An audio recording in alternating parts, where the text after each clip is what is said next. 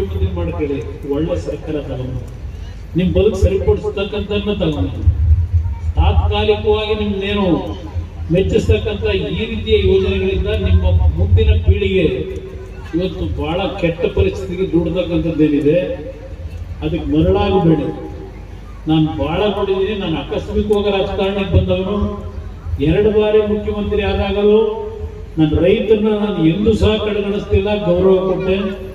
ಇವತ್ತು ಬೆಳಗ್ಗೆ ಇದ್ದು ನನ್ನ ಮನೆ ಹತ್ರ ಬರ್ತಕ್ಕಂಥ ಹೆಣ್ಣು ಮಕ್ಕಳ ಕುಟುಂಬಗಳ ಪರಿಸ್ಥಿತಿ ಹತ್ತಿರದಿಂದ ನೋಡ್ತಾ ಇದ್ದೇನೆ ಪ್ರತಿನಿತ್ಯ.